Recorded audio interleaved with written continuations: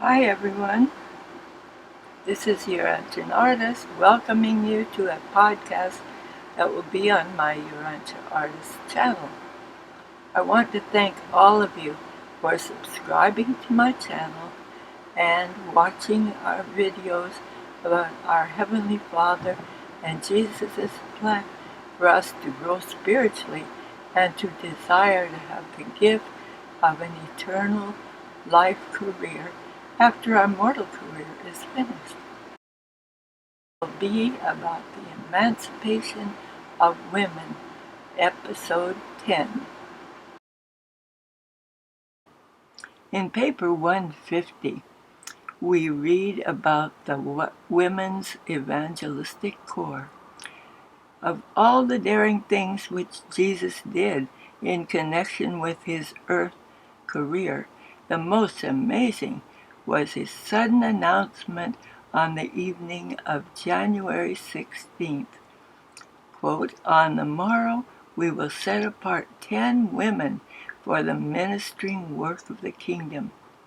At the beginning of the 2-week period during which the apostles and evangelists were to be absent from Bethsaida on their furlough, Jesus requested David, Zebedee, to summon his parents back to their home and to dispatch messengers calling to Bethsaida 10 devout women who had served in the administration of the former encampment and the tented infirmary.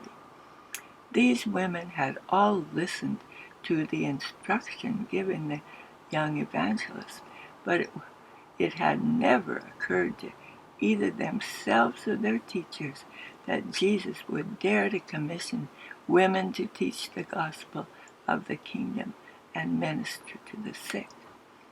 These 10 women selected and commissioned by Jesus were Susanna, the daughter of the former Chazan of the Nazareth synagogue; Joanna, the wife of Chuza, the steward of Herod Antipas; Elizabeth, the daughter of a wealthy Jew of Tiberias and Sepphoris; and Martha, the elder sister of Andrew and Peter; Rachel, the sister-in-law of Jude, the master's brother in the flesh; Nosanta, the daughter of Elman, the Syrian physician; Milcah, a cousin of the apostle Thomas; Ruth, the eldest daughter of Matthew Levi; Celta, the daughter of a Roman centurion; and Agamon, a widow of Damascus.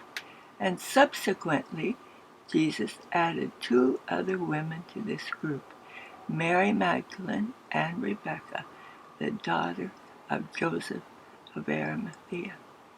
Now Jesus authorized these women to effect their own organization and directed Judas to provide funds for their equipment and for pack animals.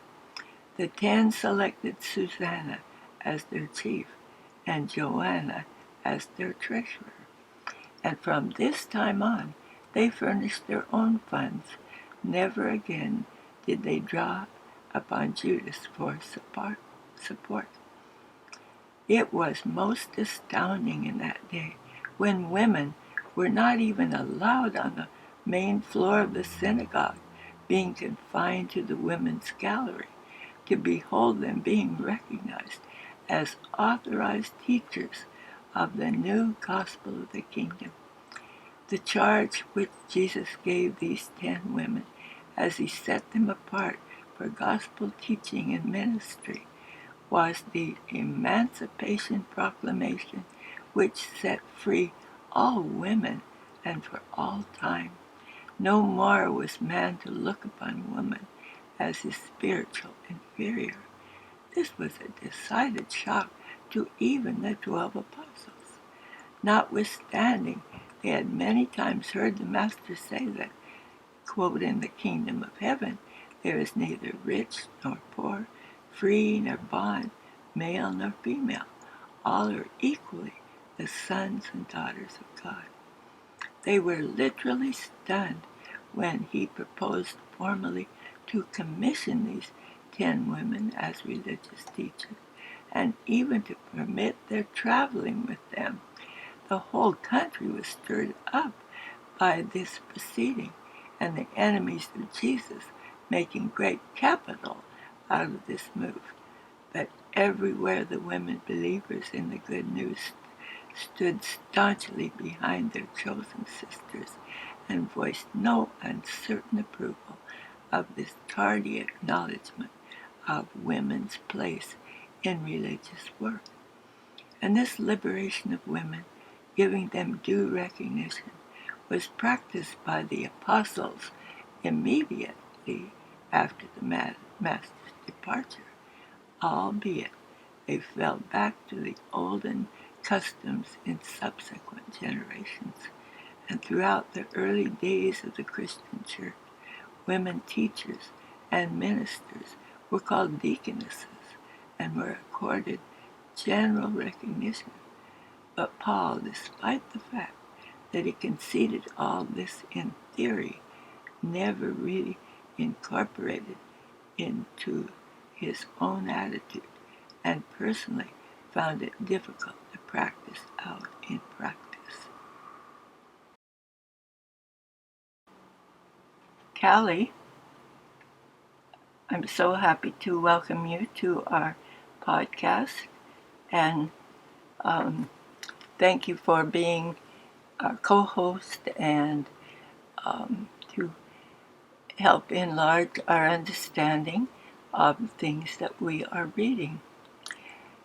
You know, as we listen to this account, I couldn't help but think in 125 that it talks about how Jesus wanted so much for his mother to go to the temple in Jerusalem when he was like 12, 13, going to become a son of the covenant. Could you tell us about that? Of course, and thank you for having me, UrantianArtist. In paper 125, it says, women seldom went to the Passover feast at Jerusalem. They were not required to be present. However, Jesus virtually refused to go unless his mother would accompany them. And when his mother decided to go, many other Nazareth women were led to make the journey, so that the Passover company contained the largest number of women in proportion to men, ever to go up to the Passover from Nazareth. Ever and anon on the way to Jerusalem they chanted 113th Psalm. UrantianArtist, ever since he was young, obviously before that, but he's been all about equality for women and men, and he clearly stated that he didn't want to go unless his mom was going to take the trip with him. And you know, it reminds me that he also felt that the girls, his sisters, should be educated. That's right. They were not allowed to go to the synagogue, and so they really were having homeschooling. And his mother did agree with him that they should receive an education. So it was from the time he was young that he began to respect women and know that they had equal value with men. Absolutely. Callie, I can't help but think of another place that we should share, and that is when, after the Women's Corps was organized, and then they went to Magdala, where they were able to have a new convert, Mary Magdalene, and she actually became the spokesman for the Women's Corps, just like Peter was the spokesman for the apostles. Could you share some of that with us, Callie? Of course, UrantianArtist. It says in paper 150, as the apostolic party journeyed from Bethsaida, The women traveled in the rear. During the conference time, they always sat in the group in front and to the right of the speaker. Increasingly, women had become believers in the gospel of the kingdom, and it had been a source of much difficulty and no end of embarrassment when they had desired to hold personal converse with Jesus or one of the apostles. Now, all this was changed when any of the women believers desired to see the Master or confer with the apostles. They went to Susanna, and in company with one of the 12 women evangelists, they would go at once into the presence of the Master or one of his apostles. It was at Magdala that the women first demonstrated their usefulness and vindicated the wisdom of their choosing. Andrew had imposed rather strict rules upon his associates about doing personal work with women, especially with those of questionable character. When the party entered Magdala, these 10 women evangelists were free to enter the evil resorts and preach the glad tidings directly to all their inmates. And when visiting the sick, these women were able to draw very close in their ministry to their afflicted sisters. As a result of the ministry of these 10 women, afterward known as the 12 women at this place, Mary Magdalene was won for the kingdom through a succession of misfortunes and in consequence with the attitude of reputable society towards women who commit such errors of judgment. This woman had found herself in one of the nefarious resorts of Magdala. It was Martha and Rachel who made plain to Mary that the doors of the kingdom were open to even such as she. Mary believed the good news, and she was baptized by Peter the next day. Mary Magdalene became the most effective teacher of the gospel among this group of 12 women evangelists. She was set apart for such service, together with Rebecca, at Jotapata. About 4 weeks subsequent to her conversion, Mary and Rebecca, with the others of this group, went through the remainder of Jesus' life on earth, laboring faithfully and effectively for the enlightenment and uplifting of their downtrodden sisters.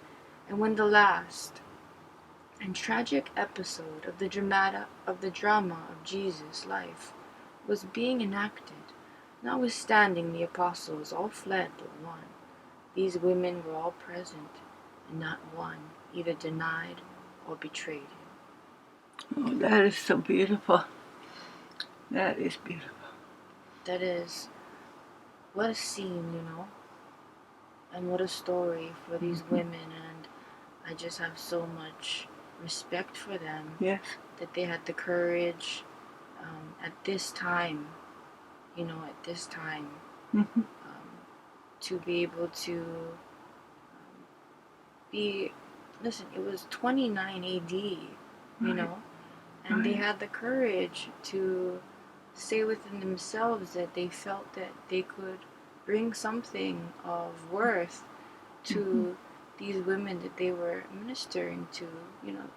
They were watching Jesus this whole time, and they were inspired by the way he taught, by the Spirit, and it's so amazing to hear their names and to know that these women were the steps before us. Right. And I remember how not too long ago that you and I memorized the names of those 12 women because we wanted to keep them in our mind, to know them and to honor them, and that was wonderful. And then we tried to find out something about each of the women, and of course who they were related to and all. Exactly. But what we could find. Right. How wonderful will it be to meet them one day? That's right. And on my YouTube channel, I did I think it was about the third video that I ever made, third or fourth, why I did it about the women's corps. And, I tried to find pictures for each one of how I thought they might look. And anyway, I do have a little short video about it, if anyone's interested in seeing it. It's a good video. Everyone should check it out. But UrantianArtist, I just wanted to go back to this one part that you read when the master said that in the kingdom, and I quote, "In the kingdom of heaven there is neither rich nor poor, free nor bond, male nor female. All are equal, equally the sons and daughters of God." Mm-hmm. And what do you see in those words? What is... Well, it seems to me that here on our planet, Earth, Urantia, that it's more of a to let us know how to reproduce, you know? Mm-hmm. I think that's the male and female. Mm-hmm. Just like how you have batteries and how you plug it in differently for the plus side and the minus side. Anyhow, Okay. what I'm saying is that in the next world, you know, when we go to the next stopping place, that those are things that are only about the material world, and so those things won't continue on with us. I mean, probably we'll have, like it says, we have a certain kind of set style because of our sex. And we'll be children of our Heavenly Father. Yes. That we won't be identified as a woman and a man. Yes, it's interesting. But it does say that we'll keep the certain traits. Certain traits of femaleness and traits of maleness will still remain with us and be part of our personality. Probably part of our personality. And I think that's a really great thing. And it's really nice to have Jesus acknowledge women in this way. Really. UrantianArtist, read something from paper 49, The Inhabited Worlds. It tells us there that sex equality prevails on all advanced worlds. Male and female are equal in mind endowment and spiritual status. And of course, that's how we all should come to that point at every world. And then in paper 52, there are still great differences among mortals, but the state of society more nearly approaches the ideals of social brotherhood and spiritual equality. And in 194, before the teachings of Jesus, which culminated in Pentecost, women had little or no spiritual standing in the tenets of the older religions. But after Pentecost, in the brotherhood of the kingdom, women stood before God on an equality with man. Thank you for reading that, UrantianArtist. And Callie, I can't help but think about how after Jesus' resurrection, his fifth Urantia visit was with the 25 women who had gathered at the home of Joseph of Arimathea. That is so wonderful. Let me read a little part from it, UrantianArtist. It says, "The fifth Urantia manifestation of Jesus to the recognition of mortal eyes occurred in the presence of some 25 women believers assembled at the home of Joseph of Arimathea. At about 15 minutes past 4 o'clock on this same Sunday afternoon, Mary Magdalene had returned to Joseph's house just a few minutes before this appearance. James, Jesus' brother, had requested that nothing be said to the apostles concerning the Master's appearance at Bethany. He had not asked Mary to refrain from reporting the occurrence to her sister believers. Accordingly, after Mary had pledged all the women to secrecy, she proceeded to relate what had so recently happened while she was with Jesus' family at Bethany. And she was in the very midst of this thrilling recital when the sudden and solemn hush fell over them. They beheld in their very midst the fully visible form of the risen Jesus. He greeted them, saying, 'Peace be upon you,' In the fellowship of the kingdom there is neither Jew nor Gentile, rich nor poor, free nor bond, man nor woman. You also are called to publish the good news of the liberty of mankind through the gospel of sonship with God in the kingdom of heaven. Go to all the world proclaiming this gospel and confirming believers in the faith thereof. And while you do this, forget not to minister to the sick and strengthen those who are faint-hearted and fear-ridden. And I will be with you always, even to the ends of the earth. And when he had thus spoken, he vanished from their sight, while the women fell on their faces and worshipped in silence. Wow. That is really, really beautiful how he was. It's so beautiful how he honored women and realized their spiritual importance.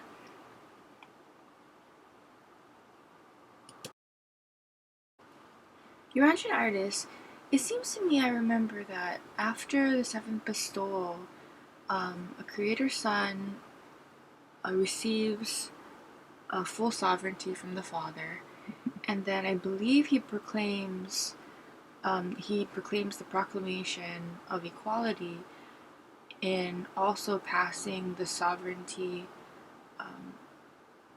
to the divine minister.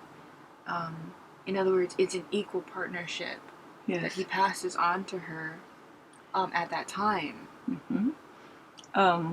That is in paper 33, where it says the Son functions as a father in his local universe.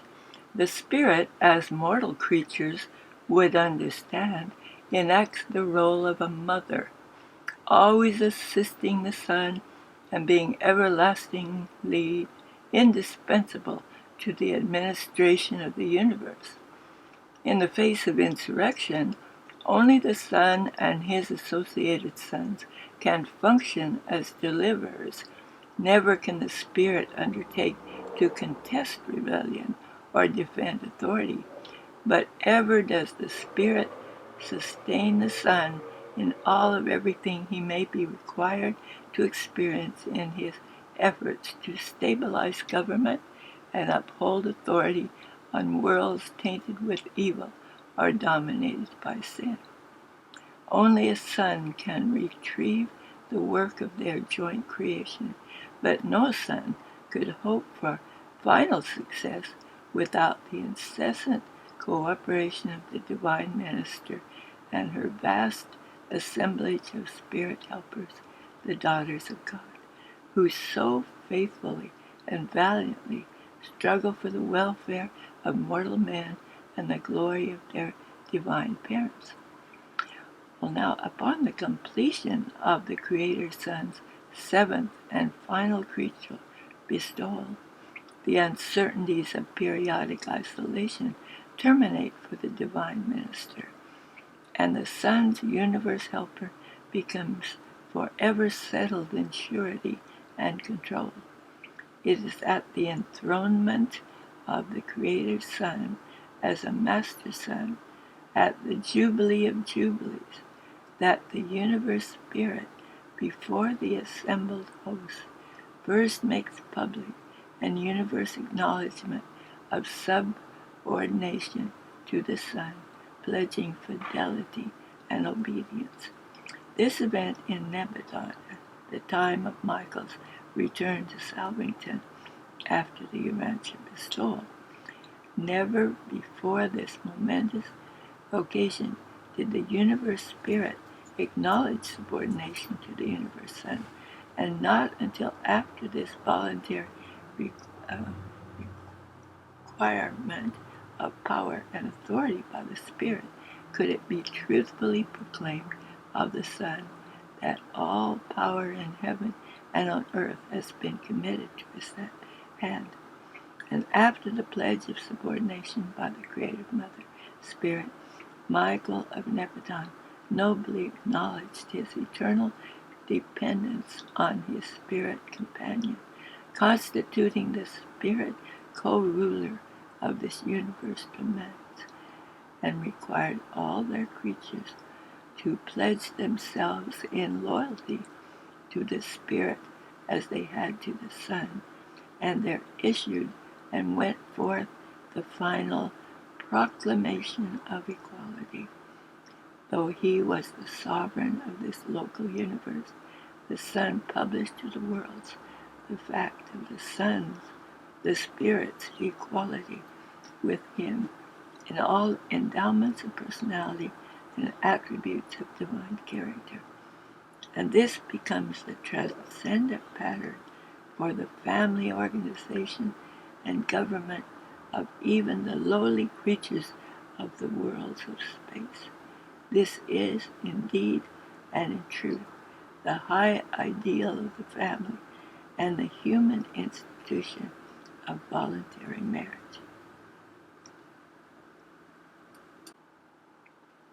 I desire to end this with some personal words to each of you who have viewed our podcast.